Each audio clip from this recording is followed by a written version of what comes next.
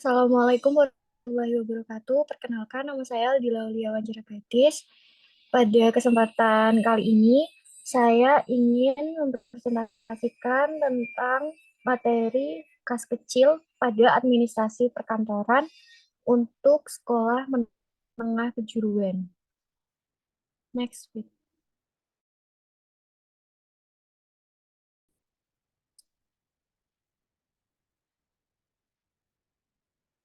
Baik, tentunya kita sudah tidak asing lagi dengan kas. Yang pertama, kas merupakan uang kertas atau uang logam dan surat-surat yang memiliki sifat seperti uang. Lalu, apa yang disebut dengan kas kecil? Kas kecil sendiri merupakan sejumlah uang yang disisihkan untuk membiayai pengeluaran yang rutin dan nilainya relatif kecil. Lalu, apa tujuan dibentuknya dana kas kecil? Next.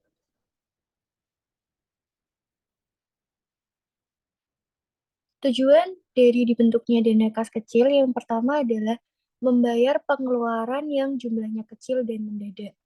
Yang kedua, melakukan monitoring agar pengendalian keuangan perusahaan dapat tercapai. Ketiga, pimpinan lebih mudah membuat kebijakan atas kejadian mendadak dengan adanya khusus yang telah dipersiapkan.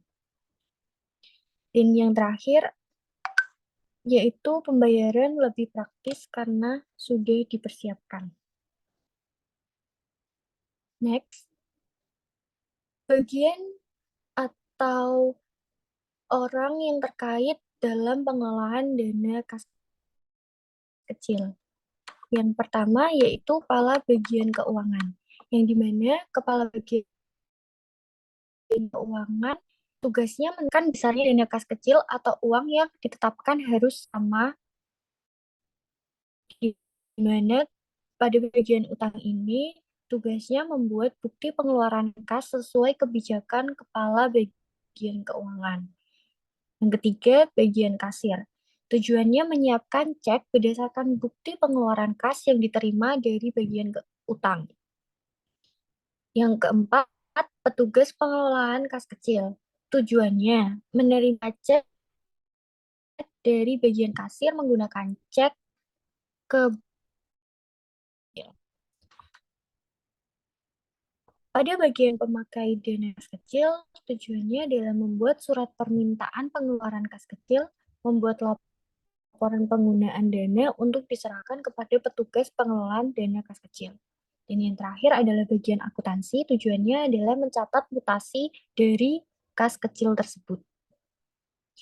Next, lalu prosedur pembentukan dana kas kecil. Apa saja yang harus dilakukan dalam pembentukan dana kas kecil? Next.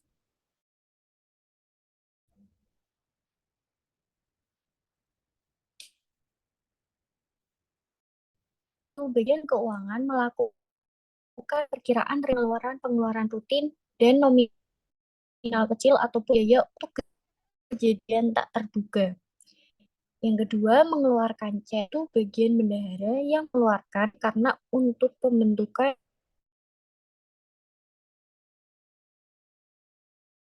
kecil disertai dengan bagian keuangan. Dan yang ketiga, yaitu kasir mencairkan cek untuk kemudian diserahkan ke kasir untuk dicairkan dan disimpan sebagai salah satu bukti dan kecil. Lalu, bagaimana prosedur pencairan pada dana kas kecil? Terdapat dua, eh, dua kegiatan. Yang pertama dari pemakai dana kecil dan pemegang dana kas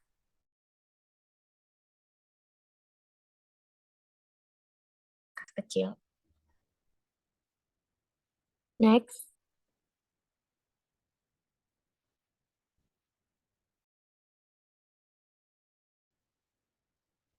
Pada paket kecil, yang pertama harus dilakukan adalah mengisi surat permintaan pengeluaran dana kas kecil. Menyerahkan pada pemegang dana kas kecil yang tujuannya menerima surat permintaan pengeluaran dana kas kecil.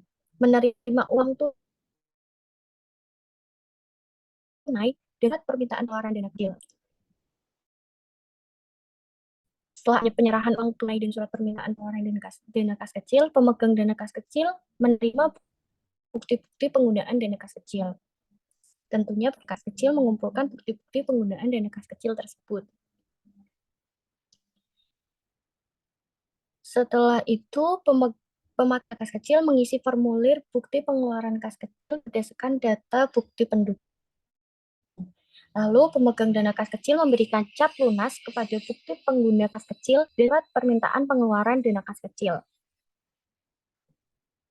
Setelah itu, pemakai dana kas kecil menyerahkan bukti pengeluaran kas kecil, bukti-bukti pendukung, dan surat permintaan pengeluaran kas kecil. Pemegang dana kas kecil menyiapkan bukti-bukti pengeluaran kas kecil dan surat pengeluaran dana kas kecil diberikan kepada bagian utang pada saat pengajuan permintaan pengisian dana kas kecil. Next, pada materi selanjutnya kita akan membahas tentang pengisian kembali dana kas kecil.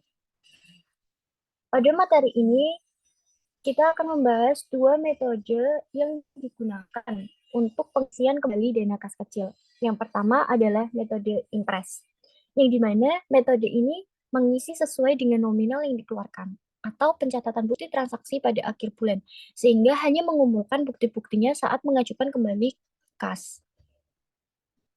Baru ditulis pada akhir bulan.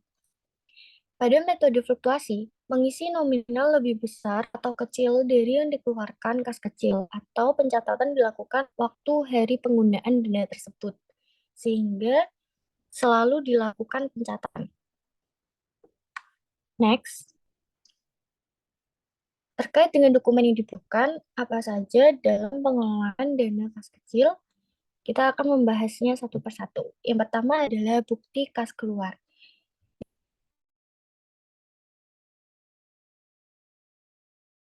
Yang kas kedua, itu sebagai perintah dari nasabah kepada orang yang namanya tercantum pada cek tersebut. Yang ketiga, permintaan pengeluaran kas kecil, yaitu digunakan oleh pemakai kas kecil untuk meminta sejumlah uang kepada pemegang dana kas kecil. Yang keempat, bukti pengeluaran kas kecil, yaitu digunakan mempertanggungjawabkan pemakaian dana kas kecil. Dan yang terakhir adalah permintaan pengisian kembali dana kas kecil. Dokumen ini dibuat oleh pemegang dana kas kecil untuk meminta kepada bagian utang agar dibuatkan bukti kas keluar untuk pengisian kembali dana kas kecil. Next. Tentunya pada saat pencatatan terdapat selisih. Jika tidak ada bukti-bukti dokumen transaksi yang dilakukan. Atau selisih dana kas kecil merupakan perbedaan atau selisih uang kas yang ada secara fisik dengan catatan menurut Puan. Pada selisih dana kas kecil ini terdapat dua, yaitu selisih kas lebih dan selisih kas kurang. Yang dimana selisih kas lebih yaitu saldo buku kas lebih kecil daripada jumlah uang tunai sebenarnya. Contoh permasalahan atau contoh bukti nyata pada selisih kas lebih yaitu sisa saldo buku kas kecil tercatat yaitu 150.000. Ketika dilakukan perhitungan secara manual atau bukti uang secara fisik, perhitungan secara fisik, maka terdapat sisa uang 150.000 sehingga ada selisih 5.000 atau lebih banyak. Sehingga kita perlu adanya pengecekan kembali. Kedua adalah selisih kurang, yang dimana saldo buku kas yang lebih besar daripada jumlah uang tunai yang sebenarnya. Pada kegiatan atau contoh nyatanya, yaitu sisa saldo buku kas kecil tercatat 150.000. Ketika dilakukan perhitungan secara manual, terdapat uang fisik yaitu 148.000 sehingga terdapat kurang uang sejumlah 2.000. Dimana biasanya yang kurang ini tidak terdapat bukti-bukti transaksi seperti untuk parkir atau pembelian barang-barang yang sifatnya sedikit dan tidak menggunakan struk pembayaran. Next, tentang pemeriksaan fisik pada kas kecil atau cash opnam.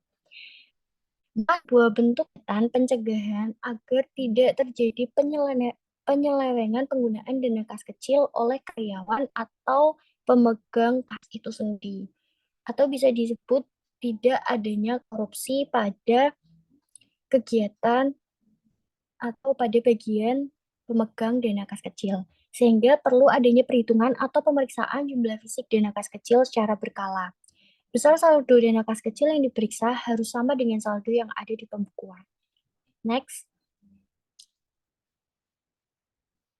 voucher kas kecil, yang dimana voucher ini berguna pada saat adanya selisih pada dana kas kecil yang telah kita bahas sebelumnya. Voucher kas kecil itu sendiri merupakan lembar formulir yang digunakan untuk pengganti bukti transaksi dalam pengelolaan dana kas kecil. Fungsinya untuk mencatat transaksi yang tidak mempunyai bukti transaksi. Lalu, apa saja prosedur penggunaan sistem voucher kas kecil? Mari kita bahas satu persatu. Yang pertama, prosedur yang pertama yaitu atasan akan memberitahu bahwa adanya transaksi yang tidak memiliki bukti transaksi. Ambil form voucher kas kecil. Isi form atau formulir tersebut sesuai data lalu mintakan tanda tangan pada atasan atau pimpinan. Ketiga, catatan data voucher kas kecil pada bukti pengeluaran kas kecil lalu mintakan tanda tangan atasan atau pimpinan. Lalu setelah semuanya sudah diproses, maka keluarkan uang sejumlah nilai pada voucher tersebut. Next, setelah melakukan pencatatan, tentunya kita akan melakukan sistem penyimpanan pada dana kas kecil. Prosedur penyimpanan arsip sebagai berikut. Yang pertama adalah meneliti terlebih dahulu tanda pada lembar disposisi. Apakah surat tersebut sudah boleh untuk disimpan atau meneliti tanda pelepasan surat atau relasi mark. Tanda pelepasan surat biasanya berupa disposisi deponeren yang menunjukkan perintah untuk menyimpan surat. Yang kedua adalah mengindeks atau memberi kode, yaitu indeks atau kode surat dibuat sistem penyimpanan arsip yang dipergunakan dan dibuat untuk memudahkan penyimpanan dan menemukan kembali surat. Biasanya mengindeks itu bisa berupa abjad atau tanggal pada bukti transaksi tersebut. Yang ketiga adalah menyortir atau memisah-misahkan surat sesuai dengan bagian. Masalah atau tujuan surat kegiatan. Menyortir atau memisahkan surat sebelum disimpan biasanya dilakukan dengan menggunakan rak atau kotak sortir. Yang keempat, menyimpan surat ke dalam map atau folder. Dapat menggunakan stop map folio, smell header, brief folder, portable, atau folder gantung, kemudian dimasukkan ke dalam lemari arsip atau filing kabinet. Setelah semuanya dilakukan, lalu menata arsip dengan baik sesuai dengan sistem yang digunakan. Next, untuk urutan dokumen penyimpanan. Yang pertama atau dari yang paling bawah yaitu BKM atau bisa disebut dengan bukti kas masuk. Lalu yang kedua adalah BKK dari tanggal terkecil atau bukti kas kecil. Biasanya berurutan dari tanggal yang paling kecil. Yang ketiga adalah buku laporan kas kecil. Yang keempat adalah formulir pengisian kembali kas kecil yang biasanya terletak di bagian paling atas. Baik, sekian materi yang dapat saya sampaikan. Setelah pemaparan materi ini, saya akan memberikan sebuah evaluasi tentang pemahaman materi yang telah saya sampaikan. Untuk link saya sertakan pada esai. Terima kasih. Wassalamualaikum warahmatullahi wabarakatuh.